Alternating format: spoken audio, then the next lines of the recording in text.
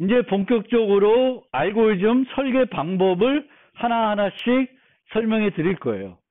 그리고 그거의 첫 번째로 전수조사 방법을 설명해 드리겠습니다.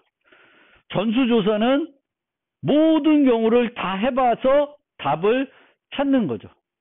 근데 이 전수조사를 사용하기 위해서는 제한적이죠.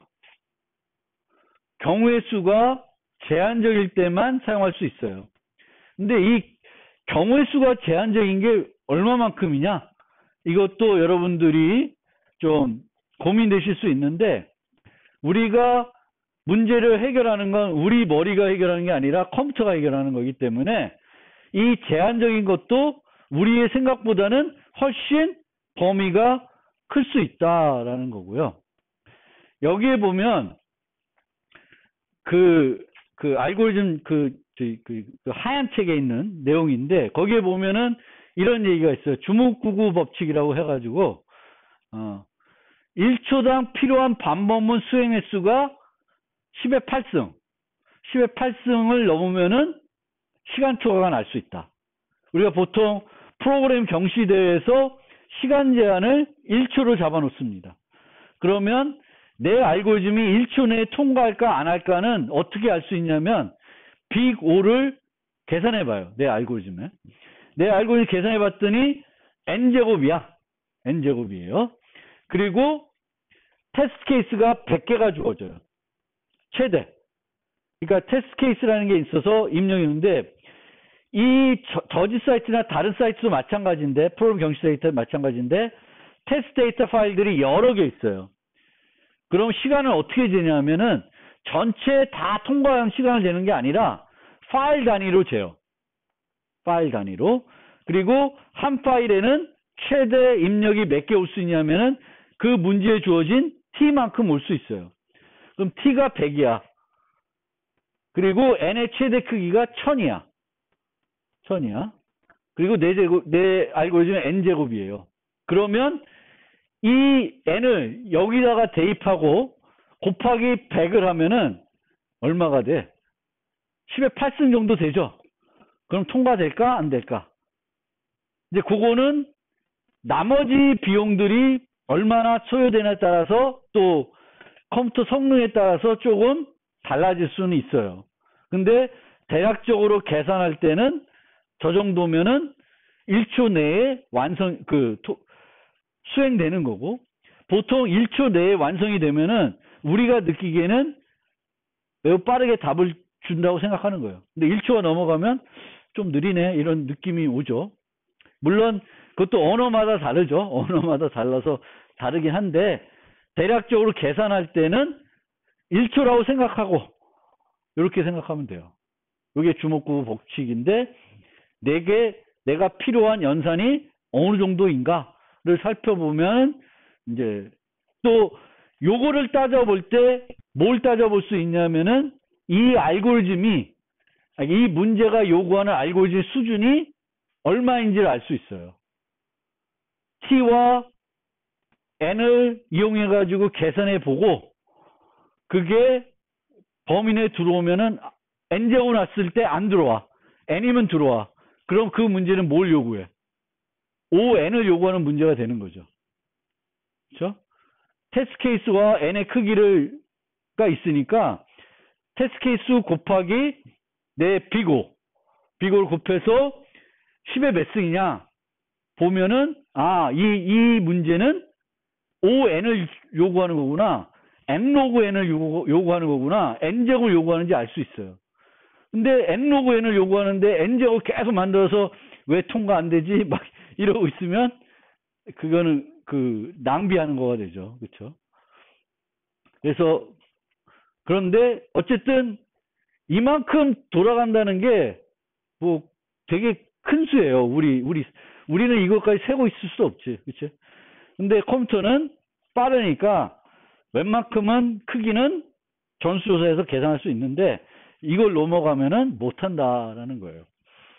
그래서 그렇게 좀 생각하면 되겠고, 전수조사를 한다는 거는 뒤에도 나오겠지만 모든 경우를 다 해봐야 되는 거예요. 모든 경우를 다 해봐야 되는 거예요. 그러니까 1초당 필요한 반복문 수행 횟수가 10의 8승 10의 8승을 넘으면은 시간 초과가 날 수 있다. 그러면 내 알고리즘이 1초 내에 통과할까 안 할까는 어떻게 알 수 있냐면 빅 O를 계산해 봐요. 빅 O를 곱하기 100을 하면은 얼마가 돼? 10의 8승 정도 되죠? 그럼 1초가 넘어가면 n제곱 났을 때 안 들어와. n이면 들어와. 그럼 그 문제는 뭘 요구해? ON을 요구하는 거구나, n제곱을 요구하는지 알 수 있어요. 근데 n로그 n을 요구하는 문제가 되는 거죠. 그렇죠? 그래서 다 테스트해 봐야 되는데 모든 경우를 테스트하도록 프로그램 짜는 게 아직 익숙하지 않은 분은 그것도 어려울 수 있어요.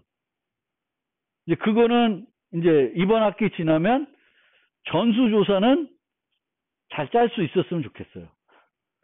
동적 프로그램이나 그런 것들은 잘 못하더라도 전수조사는 좀 짰으면 좋겠고, 전수조사는 보통 우리가 재기 알고리즘으로 짜요. 재기로 안 짜고 전수조사하는 게 되게 힘들어요. 못할 수도 있어요. 그 뒤에 가서 설명드릴 텐데. 그리고 아까도 말씀드렸듯이 재기로 전수조사를 했어. 근데 얘는 너무 경우의 수가 많아서 시간 내에 안 들어와. 그러면 얘를 우리는 또 한 가지 테크닉이 있기 때문에 기계적으로 얘를 뭘로 바꿀 수 있냐면 다이나믹 프로그래머로 바꿀 수 있어요. 그게 바로 메모리제이션이에요. 그러니까 전수조사만 짤 줄 알면은 프로그램을 되게 효율적으로 만드는 건 기계적으로 만들 수 있어요. 메모리제이션 기법을 써서. 보통은 그래요. 그러니까 여러분들이 먼저 그 해야 되는 일은 전수조사를 잘 만들 줄 알아야지. 재기 프로그래밍을 해야 되는 거예요. 그런데 전수조사 알고리즘이 제한적이기 때문에 너무 많아서 전수조사 자체로 해결이 안 되면 우리가 그 다음 생각하는 것들이 동적 프로그래밍, 대추적, 분기안정법 이런 것들이 있습니다.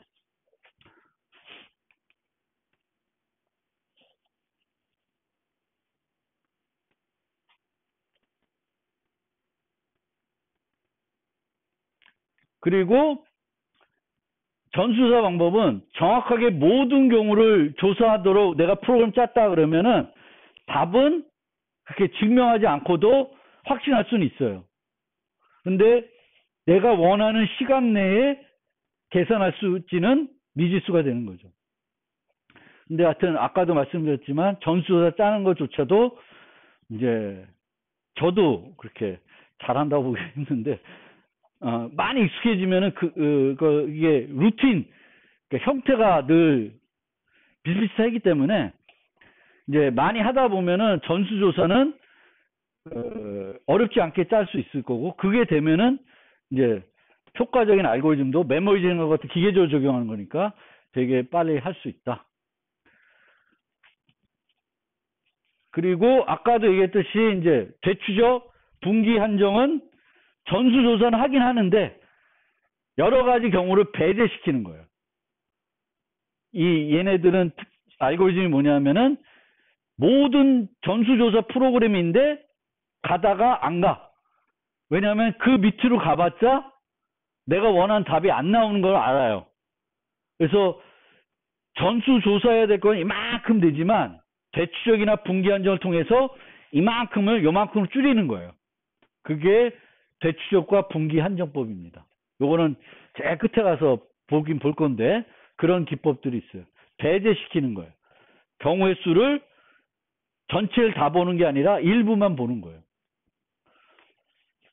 그러려면은 가지치기를 한다 그러는데 그 가지치기 하는 기준을 만들어야 돼요. 그것만 만들 수 있으면은 전수조사를 또 빠르게 할 수 있는 방법도 있습니다. 그리고 전수조사를 어떻게 작성하냐에 따라서 똑같은 답을 여러 번 만들어낼 수 있어요. 똑같은 답을. 전수조사를 프로그램을 어떻게 짜냐에 따라서 똑같은 답을 여러 번 만들어낼 수 있는데 중복검사, 동일답 이 문제가 있어요. 그래서 얘도 이제 어떻게 처리할 건지를 생각을 해봐야 되는데 일반적으로 사용하는 방법은 어떤 특정한 방법으로 전수조사를 해서 똑같은 답이 안 나오게끔 하는 거예요. 물론 무식하게 돌리고 셋에다가 답을 집어넣어서 중복되는 거 아예 다 뺄 수도 있는데 그렇게 하는 것보다는 이제 특정한 순서대로 전수조사를 하게끔 해서 똑같은 것을 얻지 않도록, 똑같은 답을 또다시 얻지 않도록. 예를 들면 집합을 만들어내는데 A 들어가고 B 들어가나 B 들어가고 A 들어가나 결과 집합은 같죠. 근데 그걸 두 번 만들 수가 있어요. 그런 거를 이제 배제해야 되는 거예요. 전수조사할 때는. 자, 그러면 예제를 봅시다. 전수조사할 때는 이 프로그램을 짜기 전에 전수조사하는 과정을 트리로 그려보면 좋아요. 트리로 그려보고 저 트리를 재기호출을 가지고 구현을 하면은 나름 구현할 수 있어요. 효율적이지 않을 수 있는데 그래도 처음 출발은 그런 식으로 한번 전수조사를 접근해 보면 좋을 것 같습니다. 자, 조합이에요. 모든 경우의 조합. 얘는 왜 필요하냐면 조합을 찾기라기보다는 전수조사해야 되는데 모든 조합을 다 해봐야 돼. 그러면 그 조합을 만들어야지 할 수 있는 거잖아요. 그래서 전수조사를 하기 위해서 조합을 만들어야 될 때도 많아요.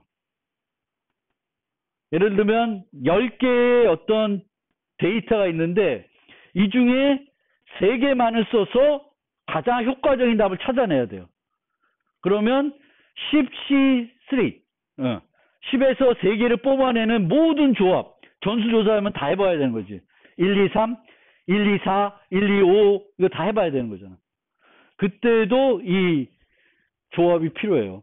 물론 그 조합의 수가 어마어마하게 많겠죠. n과 n이 커지면 커질수록 엄청나게 많아요. 그래서 n에서 m개를 고르는 조합은 이만큼 존재를 해요. 엄청 많은 거예요. 팩토리얼이잖아요. 그러면 아까 표준 그 복잡도에서 제일 꼴찌가 계승이에요. 지수 시간보다 더 빠르게 증가하는 애가 팩토리얼이에요. 그래서 웬만큼 큰 애들은 이 조합을 다 찾아서는 구하기는 어려운데 어쨌든 n의 m을 찾아봅시다. 그럼 어떻게 되냐면 이 그림을 보면은 원소가 1부터일 수도 있는데 여기서는 0부터라고 칩시다. 그러면 이 조합에 0이 들어갈 수도 있고 안 들어갈 수도 있죠. 1이 들어갈 수도 있고 안 들어갈 수도 있어요. 그거를 경우의 수로 해보면 이 요소들이 쭉 들어가는데 이 레벨에서는 뭘 고려하냐면 얘를 고려하는 거예요. 0이 들어간 거, 안 들어간 거. 둘 중에 하나잖아요. 원래 집합에서 이렇게 부분 집합을 구할 때도 들어갈 수도 있고 안 들어갈 수도 있는 거잖아요. 원소가. 그러니까 들어가고 안 들어가고. 그 다음에 1이 들어간 거, 안 들어간 거. 들어간 거, 안 들어간 거 이렇게 돼요. 그럼 계속 2개씩 퍼져나가겠죠. 그럼 모든 거를 다 찾을 수 있어요. 그래서 이 깊이가 n까지 가겠지.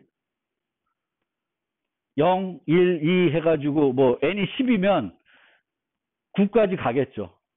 아래까지. 그럼 2의 9승계의 노드가 만들어지니까 엄청나게 많은 재계 호출이 일어날 거예요.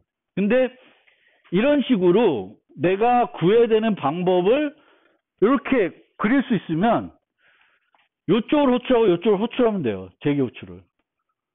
그럼 쭉 내려갈 거 아니야. 그러면 답이 나오는 거죠.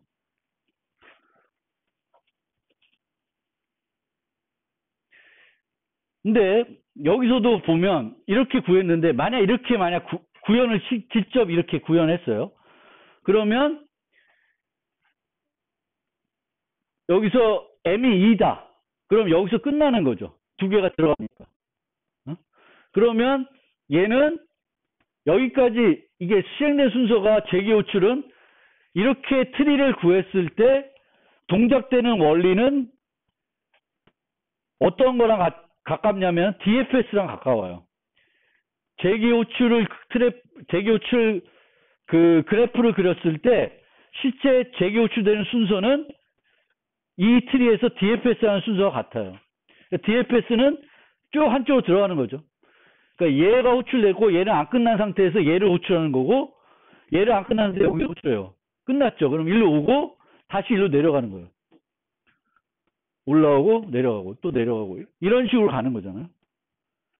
그러니까 얘도 실제 최대 깊이는 n 깊이까지 가겠죠. 그러면 얘의 시간 복잡도도 시간 복잡 공간 복잡도는 이 깊이가 좌우하는 거예요. 그러면 보통은 제가 코드를 제시를 안 하는데 얘는 코드 갖고 좀 소개해드리기 위해서 괜히 또 C++ 갖고 하는 것 같긴 한데 여기 보시면 얘가 직관적이네요. 얘가 여기 보면 제기호출이 2개 들어가 있죠. 아까 앞에 보면은 이쪽으로 가는 애 이쪽으로 가는 애 필요한 거지. 그리고 또 여기서 이쪽으로 가는 애 이쪽으로 가는 애 필요한 거잖아요. 두 갈래로 필요해요. 그러면 요걸 보면은 지금 픽드가 그 결과값을 저장하는 애예요. 그러니까 요 애들을 계산하는 애고 요런 애들을 다 모으는 애가 요거예요. 토탈 콤비네이션이에요. 그래서 여기에서 m이 인덱스가 되면은 그 픽들을 리설트에 얘에다가 넣어주는 거예요. 그럼 이 안에 가면은 0, 1, 0, 2, 0, 3, 0, 4, 0, 5 이런 것들이 다 들어가 있겠죠. 그러면 여기에 보면은 처음에 인덱스가 얼마예요? 0이죠. 0이에요. 그리고 n이 0이에요. 0이라는 요소를 넣는 거예요. 그러면 0에다가 0을 넣었어요. 하나는 넣어야 되죠. 한쪽은. 반대쪽은 안 넣어야 돼요. 그런데 여기 보면은 한쪽에 0을 넣고 인덱스 플러스 뭐가 됐어? 1이 됐죠. 그럼 다음은 어디다 넣는다는 거예요? 0에다 넣는 게 아니라 1에다 넣는 거죠. 색인 1에다가 다음 요소를 n 플러스 1에서. 그런데 이 아래 거는 인덱스가 안 변해. 인덱스가 안 변하니까 요 아래 거는 어디다가 데이터를 처음 넣어요? 0에다 넣는 거죠. 그러니까 안 넣는 거에 해당되는 거잖아. 이쪽에. 그래서 얘는 넣는 애, 얘는 안 넣는 애. 이렇게 해가지고 계속 반복하는 거예요. 저장하는데. 얘는 공간 만들어 놓고 요 인덱스 갖고 넣고 있죠. 그래서 이런 식으로 앞에 이 그림을 만약에 내가 나름대로 만들 수 있으면 얘를 갖고 요쪽으로 호출하는 애, 요쪽으로 호출하는 애를 제기 호출 2개 만들어서 프로그램 하면 돼요. 그 상황에 맞게. 여기 보시면 고려해야 되는 요소 n 플러스 1은 항상 여기 보면은 레벨 내려갈 때마다 고려되는 요소 애들은 증가되죠.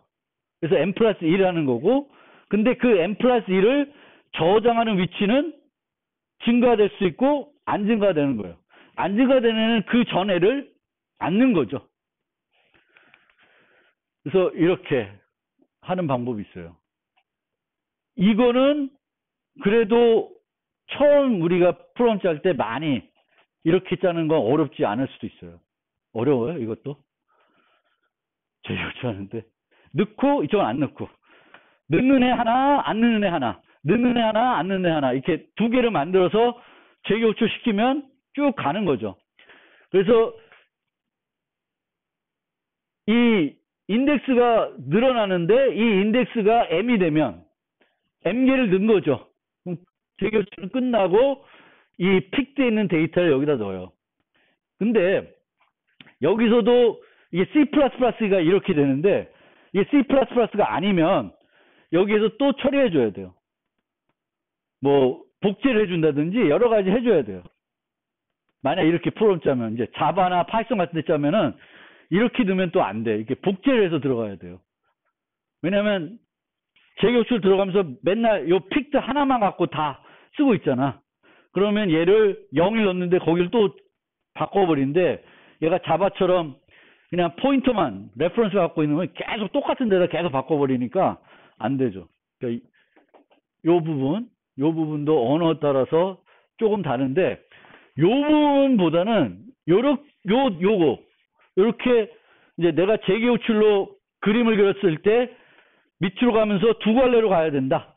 그러면 두 개의 재계호출을 각각 갈래에 맞게 만들어 주시면 돼요. 그럼 전수조사가 이루어지는 거예요. 그리고 이 종료할 시점이 잘 파악해야 되겠고, 종료됐을 때 여기서 처리해 주면 돼요. 지금은 이 픽들을 해가지고 다 저장했지만 실제로 우리가 프로그램할 때는 저장 안 하겠지. 여기 있는 애들 갖고 뭔가 계산할 거예요. 최대값, 최소값, 뭐 두 개 조합해서 최대값, 최소값 찾으면 그 값을 계산해서 맥스 값을 계속 갱신한다든지 할 거예요. 그러면 요게 이제 일반적인 애인데, 요거를 보면 얘는 재교출이 원래 우리가 보면 두 갈래로 퍼지니까 두 갈래로 갔죠. 근데 얘는 재교출이 몇 개 써요? 하나만 하고 있어요. 여기서 재교출을 하나만 하고 있습니다. 그래서 얘는 보면은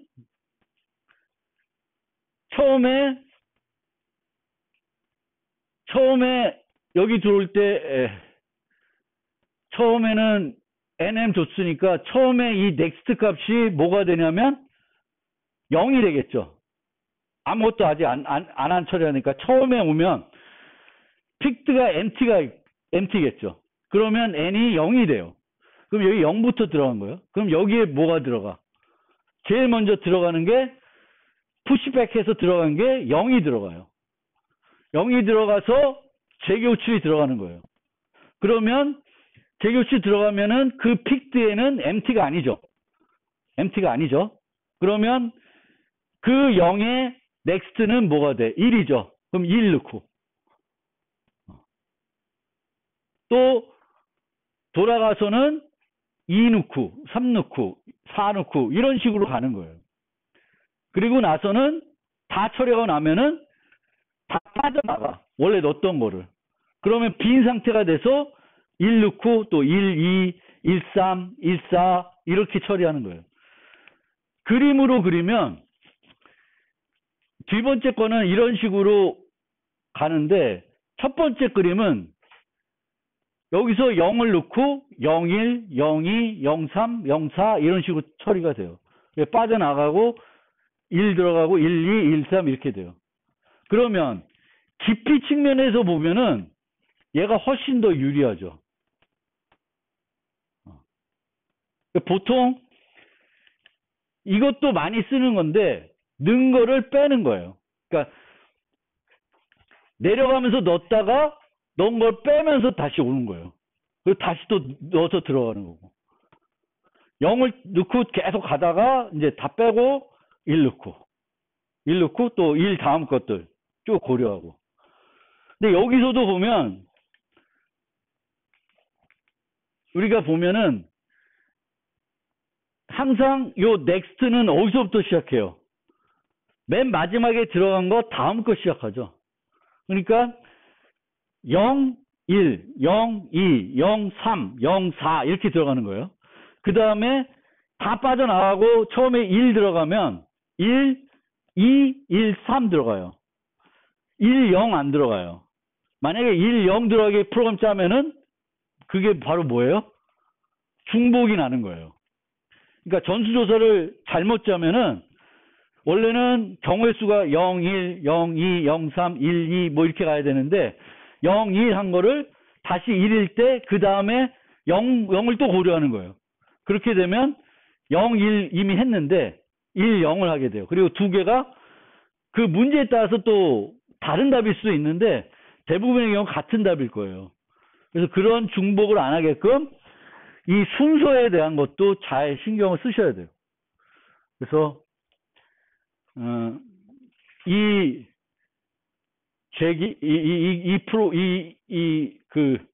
우리가 재교출을 구현할 때 이런 식으로 내가 필요한 것들을 필요한 갈래만큼 보내는 경우가 있고 갈래로 보내지 않고 이제 좀 더 효과적으로 만들어서 이런 식으로 하는 방법이 있는데, 이때는 보통 넣은 거를 다시 빼죠. 올라오면서 넣었던 거 빼고 1, 0 넣었다가, 그러니까 여기서 보면은 5, 0 0, 1 넣었다가 1 빼고 그 다음에 2 넣고 2 빼고 3 넣고 3 빼고 4 넣고 이런 식으로 하는 거예요. 이게 재교출이 이렇게 들어갔다가 이렇게 갔다가 이렇게 갔다가 이렇게 갔다가 그 다음에 일로 오면 다시 여기 이제 더 이상 갈 게 없으면 일로 오게 돼요. 그러면 일로 가면은 이제 1 들어가게 되겠고 1, 2, 1, 3, 1, 4 이렇게 되는 거예요. 2 넣었던 거 빼고 3 들어가고 3 넣었던 거 빼고 4 들어가고, 그래서 요 푸시백, 팝백, 그러니까 재교출 끝나고 내가 방금 했던 거를 빼줘서 진행되게끔 요 두 개만, 요런 두 개를 비슷한 유형의 문제들에 대해서 내가 잘 만들 수 있다. 처음에 이거 잘 안 돼. 그래서 요렇게라도 먼저 잘 해보고 요거를 잘 이해돼서 많은 문제를 이런 식으로는 짤 수 있으면 요렇게 바꿔보세요. 이런 식으로 좀 더 효과적으로 이 조합들을. 그러니까 원래는 두 갈래로 퍼져가는 거를 두 갈래로 가지 말고 한 갈래로 재교출을 줄여보시는 그런 방법을 쓰면은 좋겠습니다.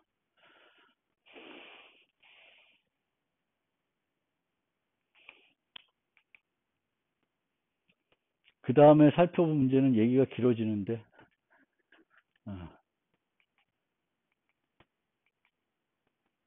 얘네들도 되게 유명한 문제인데 그냥 조금만 얘기하다 끝낼게요. 오늘 저희 캔섬 같은 문제는 되게 유명한 문제인데, 얘네들은 제가 전수조사를 강의하려고 만든 문제라기보다는 전수조사를 해보고 이런 애들을 전수조사가 아닌 다이나믹 프로그래밍으로 어떻게 프로그램 할 수 있는지를 가르쳐 드리기 위해서 갖고 온 예제들이에요. 그래서 우리가 나중에 그 다이나믹 프로그램 쪽으로 가면 똑같은 문제를, 다이나믹 프로그램에 두 종류가 있는데 메모리제이션, 태블레이션, 그걸 이용해서 이 똑같은 문제를 또 다 풀어볼 거예요. 그래서 얘네들은 여러분들이 연습할 때 그 재기호출을 이용해 가지고 전수조사하는 거를 잘 만들어 보시면 좋겠고, 혹시 이제 숙제를 목요일 아침에 열리는데 그때 보시면 캔섬은 이런 게 있을 때 답이 7이에요. 그러면 얘네들의 조합을 가지고 저 답을 만들 수 있는지를 보는 거예요. 만들 수 있으면 true 아니면 false예요. true, false. 얘는 전수조사를 하긴 하되 중간에 찾으면 끝나요. 모든 경우를 다 안 해봐도 돼요. 카운트썸은 저런 조합이 몇 개 있냐를 보는 거예요. 그럼 얘는 어때? 중간에 중단할 수 있어요? 중간할 수 없어요. 중간할 수 없지만 얘가 리턴하는 값들은 정수로 비교적 간단해요. 그러니까 여기서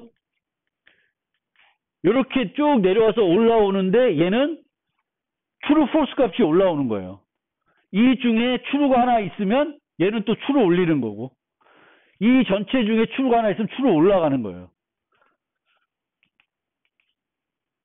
카운트썸은 여기서 0, 1, 0, 1 올라가는 거예요. 그러면 얘네들의 합이 2가 되면 2가 올라가는 거고, 얘네 4개의 합이 여기로 올라와서 또 합이 올라가서 최종 답이 되는 거예요. 그래서 하나는 true, false 반납하면 되겠고, 딱 하나는 개수를 반납하면 돼요. 그런데 캔썸은 중단하면 되는 거고, 중간에 카운트썸은 중단할 수가 없어요. 그 다음에 하우썸은 조합을 하나 답을 주는 거예요. 근데 얘도 하나만 주면 돼. 그럼 하나만 찾으면 중요할 수 있죠. 근데 얘는 올라오면서 이제 리스트가 올라가야 돼요. 리스트. 그러니까 반환하는 값이 얘는 없다는 거고 얘는 B인 거니까 올라가면서 답을 넣어서 올라가겠죠. 근데 요거를 구현할 때 언어에 따라서 그래요. 요게 이제 C++가 오히려 요건 별로 안 좋고 자바나 이런 거 여기서 new 해가지고 빈 리스트 올리고 널 주면 돼요. 파이썬 같은 거에도 none 주고 여기선 빈 리스트 리턴 해주면 되는데 C++는 저런 경우에 되게 애매해요. 걔를 new해서 보내기도 그렇고 new 아니라 다른 거 보내려면 또 그래요. 그래서 그거 C++ 하는 사람은 이제 요 하우스홈 만들 때 어떻게 만드는 것이 효과적인지를 잘 고민하실 필요가 있어요. 그리고 배썸은 하우스홈에 그 아까 캔썸, 카운썸 있었듯이 하우스홈은 하나만 찾으면 되지. 배썸은 중간에 중단을 못해. 카운썸은 다 해봐야 될 거잖아. 배썸도 제일 좋은 짧은 거 찾아야 되니까 이 짧은 게 언제 나올지 모르니까 중간에 중단이 안 돼. 모든 전수조사를 다 해서 그 중에 가장 짧은 거를 답으로 줘야 돼요. 그러니까 얘는 카운썸과 마찬가지로 중단이 안 돼. 근데 얘도 방금 옆에 봤던 하우썸처럼 뭘 줘야 돼? 리스트를 반납해 줘야 돼. 리스트를 리턴해 가지고 올려줘야 돼요. 그래서 그거를 여러분들이 실제 해보시면 이제 그 훈련이 좀 될 거예요. 전수조사하는 거. 근데 이 문제들은 크기가 되게 작게 나와가지고 금방 끝나긴 하는데 이제 나중에 이제 우리가 동적 프로그램 가면은 범위를 되게 크게 나와요. 그러면 똑같은 요 만들었던 알고리즘으로 그 버전에 넣으면은 다 시간 초과가 나는 거예요. 그거는 전수조사에서 해결할 수가 없어요. 지금 요 문제들은 범위가 대단히 짧았다. 그래서 요거는 여러분들이 만드는 그 전수조사 훈련을 한다고 생각하고 여기에 다 나와 있으니까 뭐 파이썬이나 자바는 여기 그대로 옮기면 되는데 약간 요 배썸과 하우썸은 이제 C++의 경우에는 약간 그 반환을 어떻게 처리할지 그 부분에 고민을 좀 하셔야 될 것 같습니다. 오늘 여기까지 하겠습니다.